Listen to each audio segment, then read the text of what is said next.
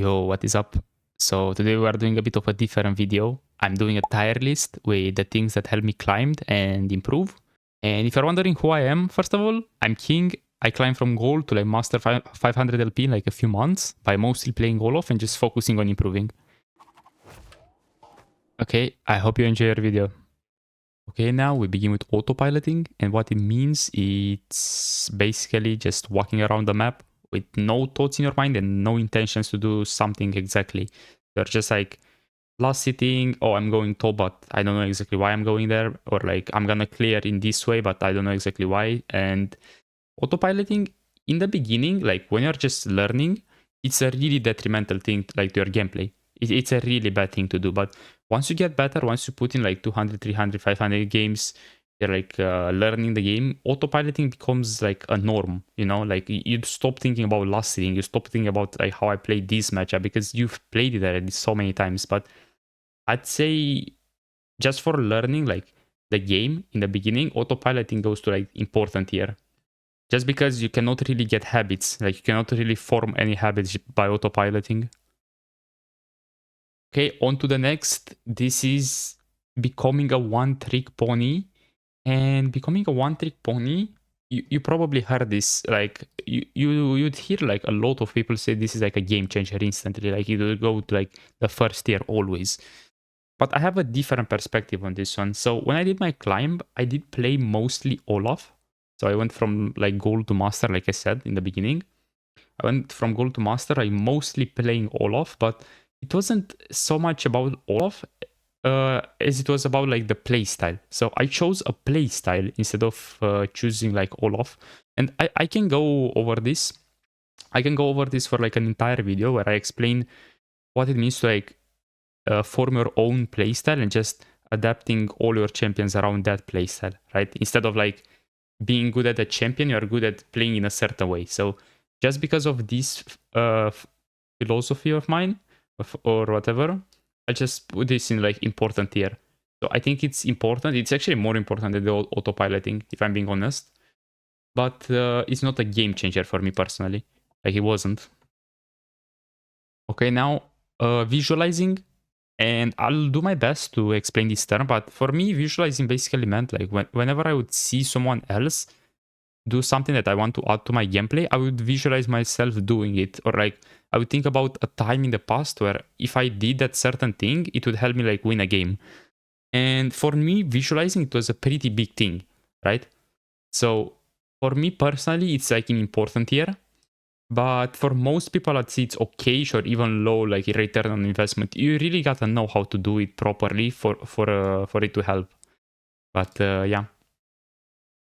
Alright, so we have playing with confidence, and playing with confidence, I will put it in game changer instantly, because playing with confidence for me, what it means basically is when you know that a play is right or when it feels right, you just go for it and commit to it like 100%. And then you see what happens, basically. Like that is playing with confidence. So let's say you see an all-in angle, you see someone that is like over past the middle. I'm playing Olaf, so it's an easy example for me to give. You see someone that is over past the middle, and then you just all-in them instantly. You don't think, oh, can I do it or not? You just go for it because you feel it. This is like what you need to get. You need to get to a point where you are feeling the plays. So for me, playing with confidence was a game changer because it just allowed me to improve so much more. Because whenever I play with confidence and I saw that the play didn't work, I would just know, oh, okay, I did it as good as possible. It just doesn't work this way, so I need to adapt and change something. So yeah, playing with confidence just allows you to know that. Good. Now the next one, we have reviewing my own gameplay. And reviewing my own gameplay, it was never something that useful for me because first of all, I haven't really done that all that much. Like I've only reviewed a few games out of like hundreds. But the thing is, if in your own gameplay, you're gonna be very biased about it. Like your jungler is gonna int you or whatever, and you're only gonna look at that. You're not gonna really look at your gameplay and improve ever, in my opinion. Like for me, it just didn't help. Like maybe with someone else, maybe they would put it into like game changer or whatever. But for me, it was like okay, even like low return on investment, honestly. Okay, for the next one, and this will be one of my favorite ones by far. It's basically, if you cannot tell, it's analyzing someone else's gameplay. So as you see, I put like reviewing in low return on investment, but what I think it's like a game changer, which goes over playing with confidence. It's analyzing someone that plays the same play style with you, the same champion, or like I said, so it's like play style and champions. But usually I'm looking at someone that is with the same play style, and I'm putting them into like game changer. So this can also be like okayish if you don't choose like watching the right people, but basically if you choose someone that plays the way you want to play but at a challenger level or at a super high level, basically what it does is you can copy like everything that you see in there and you're gonna learn a lot. Like there is a lot to learn, but for that to work you have to find someone that is doing like the same playstyle as you want to win with. So for example, if I would watch that Orn guy, Macro or whatever he's called, I wouldn't really learn a lot from him because I don't want to win with that playstyle. Like, you know, I don't want to win by being consistent and getting all the CS and everything. I'd rather watch someone that plays super aggressive with like ignite setups and everything because that's how I want to win. So yeah, that's analyzing someone else's gameplay for you. Okay, for the next one, we have coaching. So basically getting coached. And this can be like for free, just getting advice from people or, you know, actually paying for coaching. And for me, it goes over visualizing as I got both like paid and free coaching before. And both have helped like a lot. But here is the thing, like for most people, I'd say this is like over analyzing straight to game changer. Like finding the right coach, like finding someone that has like your play style or like the play style that you want, and to also explain it, to like compare your gameplay to theirs, and to point to like to like what you need to look at and what you need to improve is like obviously probably over everything else. But here is the thing, like honestly, even no, actually I have to put this like behind like visualizing. So for me, coaching, I have like ADHD, so I cannot really focus on like someone else explaining something. Like I would need like someone when when they were coaching me, I need them to explain like the same thing like again and again if I wanted to like understand something because I cannot focus. So for me personally, it's even in okayish or like lower like important, but I did learn like a few things which did which basically stops some like mental blocks. That's like what I'm trying to get to. Okay, for the next thing that we're gonna rank, it's using apps like porofessor or other stuff. For me, I only use them a few times. I think they're even, I would make a tier, they make you worse at the game. I'd say don't bother for now. Like don't bother with this because you're just like wasting your time and you're getting distracted from like what's important. So I'd say don't bother with them. Just don't waste your time. Okay, for the next thing, we have buying better hardware. So like buying a better computer or a better mouse or whatever. I'd say this can help some people. So if you're playing in 40 FPS, obviously that's an issue. But for me, I don't think, like in general, I don't think the mouse or like the keyboard or like a good monitor will make you play better. You'll just make the game feel better, if that makes any sense. So it's a low return on investment for me personally. So yeah. Okay, for our next ranking, we have tunnel visioning, and I'm ranking tunnel visioning in terms of basically when you improve, you're only focusing on one aspect of the game and not multiple, or like you're not seeing the game in depth. You're only seeing one aspect. So let's say you are playing a team fight and you just lost the team fight. The only thing that you are seeing is that you play bad mechanically, you flashed at the wrong time, or you used a spell when you shouldn't. That's like the only thing you see. You don't watch the game like 2 minutes ago to see like what happened. You don't check your teammates like cooldowns or like understand or try to understand the game in depth. But the good thing is, the reason why this doesn't go into game changer, I know it sounds super like bad, like okay, so you're never going to improve basically. It goes even like it's sort of an autopiloting but issue, but I'd say it's below autopiloting just because you can hear someone else's perspective. So if you get coached or you analyze someone else's gameplay, you can see their perspective and just not tunnel vision anymore. So yeah, just because it's fixable, it goes in A tier. Okay, for our next thingy, we have queuing up at the right times, and I'd say straight up goes to like lower return on investment. It only matters for higher ranks, I think. In lower ranks, I think you can queue up at like 7 a.m. and it's like the same thing because there are so many people logged in, but it shouldn't really make your lobbies any weird, right? So this is a wrong thing to like focus on, in my opinion. Just okay, I'm gonna queue up at this time and now I'll get like a winner's queue or whatever.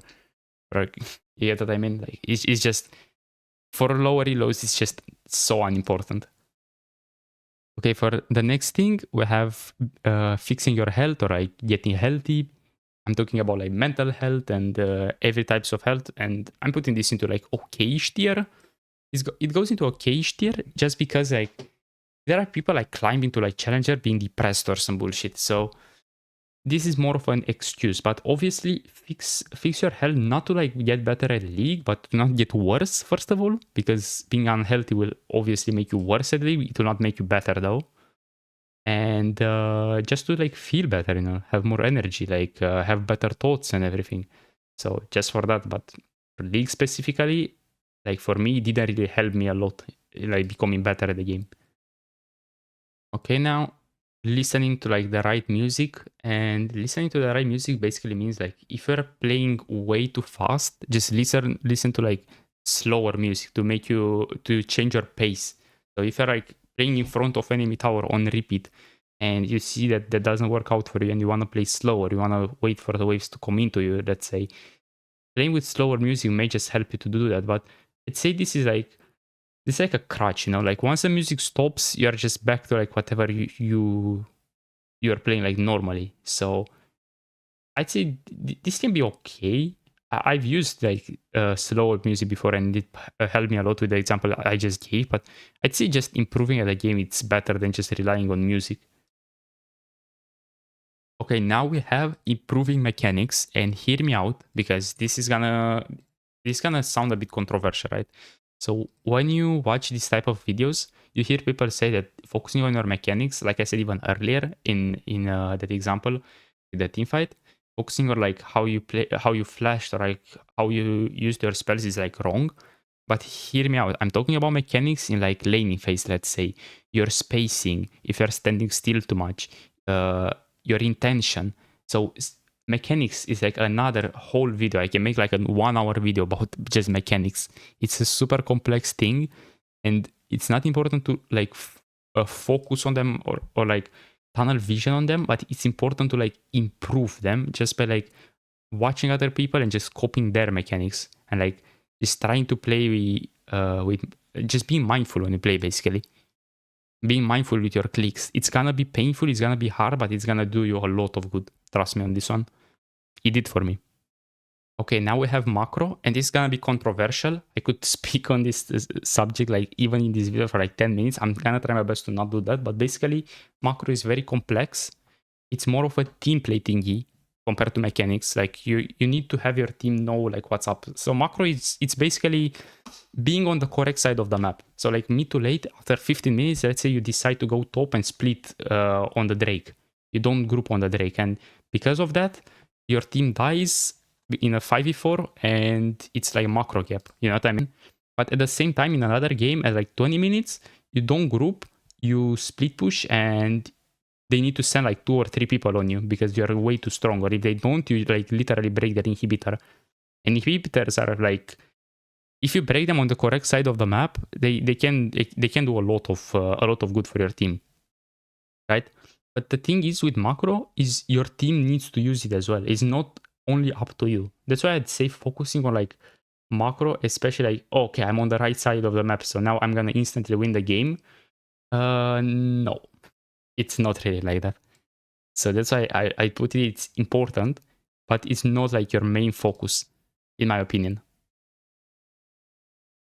Now, having an exact goal. So don't get me wrong, you need to have like a certain idea of like what you want, but like having a goal, an exact like place that you want to go, I feel like that's not a good thing. Like both in league and just in life in general. Like let's say I want to reach like master. Okay, this is our goal, right? First of all, when you make this goal, most of the time you are not gonna reach it. Like that's the thing, because that's like how can I even like explain this? So like basically you need to reach like in your mind, master is like 100%. That's my goal. I'm working towards the goal. So it will be very hard when you reach about like 80 to 90% of your goal. It will be very hard to like finish the rest of the 10%. Like for me personally, that was like my thing with like almost everything. I'd reach like 80, 90% of the goal and then I just always fail at finishing the rest, you know. Maybe the ADHD, but for me, it was like a low return on investment or like even like don't bother. And to add something a bit more concrete with the goal thingy, by the way, I wanted to say that um, when you work towards a goal, that's basically your identity. I'm someone that works towards my goal and that never finishes.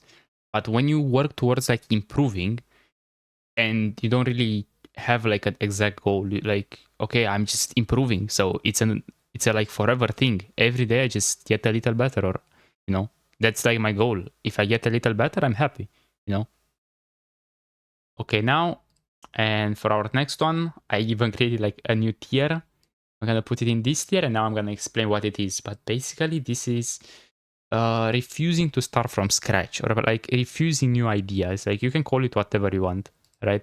So what it means basically is refuse. So for me, like the biggest thing that helped me improve was basically just always starting from zero, like thinking about the most basic things whenever I would get stuck. That's every single time I got stuck. That's what helped me like get further. Just focus on like the basics and like relearn the game from there. After you relearn the basic things, like you'll be able to like see your problem. You'll be able to understand it with like a different perspective. Like for me, this was like a thing with almost everything. Like I would never learn something for like first try. Like it would always take me like 10 to like 20, 30, like 50 times. Like I would have to like repeat it again and again. And if you're not willing to do that, in my opinion, it's like you just don't really want to improve, you know? Like you need to be willing to like do the same thing on repeat, like even like 100 times if you truly like want to like understand it, right? Like you wouldn't really go read the book, like read it once and say, okay, now I understand this book entirely. Now you need to read it like 50 to like 100 times to like understand the message. You have to write it down and like maybe talk with someone else about it, and then maybe even like watch a podcast with like the guy who wrote the book. You get what I mean? So like this is by far the most important thing, like for me personally. Maybe it's not so important for you, like maybe for other people it's like useless to like start from zero again and again, but for me it was the most important thing by far. Okay, now don't get scared now. This is like monk mental, like having good mental, but no, it's not in don't bother. It's in like important. I'm gonna keep it short for our last one, but basically having good mental will just allow you to like apply all of these things to like a better degree. So for some people, this can be like best test. It can be like over everything here, because with bad enough mental, it can disable the entire list. It can disable every single thing here. Like they wouldn't matter if you have like that bad of a mental. For me personally, it helped, but it wasn't the thing that like made me climb. Like it wasn't the thing that made my LP like go up and like made me a better player. You know what I mean? It just didn't make that happen. It's just better to play with good mental, honestly. That's just all. Like it just feels like more pleasurable, you know. Like that's literally all. And yeah, you can apply everything else better as well. Yeah, okay, you could argue that.